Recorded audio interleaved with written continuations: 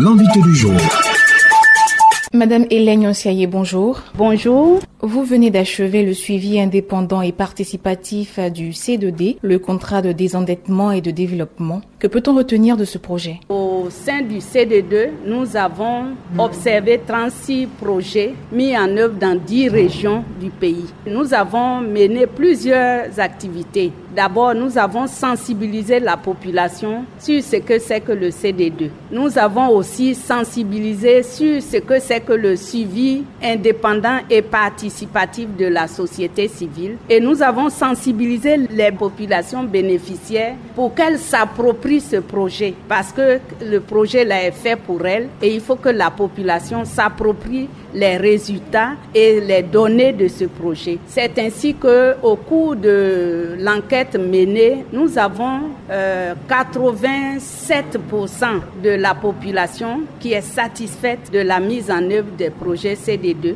On a déploré quelques manques de pancartes sur certains projets dans différentes régions où c'est pas clarifié. On ne sait pas qui met en œuvre le projet. Donc, nous l'avons signifié à la coordination pour qu'elle puisse corriger cet aspect. 2% de la population qui dit qu'elle n'est pas satisfaite. En gros, tous les projets qui sont mis en œuvre, que nous avons contrôlés, se portent bien et c'est fait dans la transparence avec les informations de la population. Pour ce premier projet, quelles sont les difficultés que vous avez rencontrées sur le terrain? Nous avons rencontré des difficultés de collaboration au niveau terrain, mais nous pensons que cela va s'améliorer parce qu'on va informer, expliquer et réexpliquer le rôle de la société civile par rapport à ces projets, informer la population, faire participer cette population. La perception de cette population est très importante dans la mise en œuvre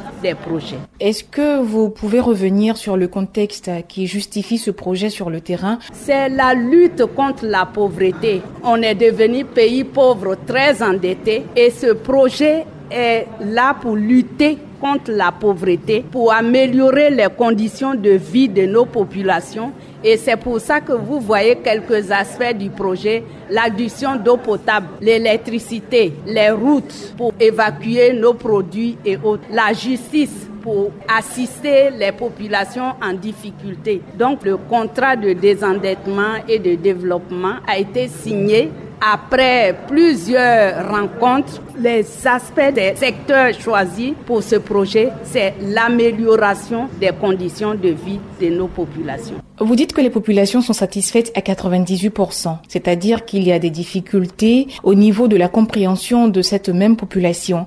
Pouvez-vous expliquer aux citoyens lambda de façon simple ce que c'est que le C2D? Le CD2, je te prête de l'argent, tu me le rends, mais je te le redonne pour que tu l'utilises pour que ta vie s'améliore. Pour la Côte d'Ivoire, c'est le plan national de développement, les besoins de la Côte d'Ivoire. Donc, l'argent qui est donné à la Côte d'Ivoire est utilisé selon ses besoins. Quelques recommandations au terme de ces 12 mois d'exécution du projet sur le terrain. Alors, nous disons aux directeurs et au ministère technique que la société civile est là pour accompagner le gouvernement et les ministères techniques dans l'amélioration des conditions de vie de la population.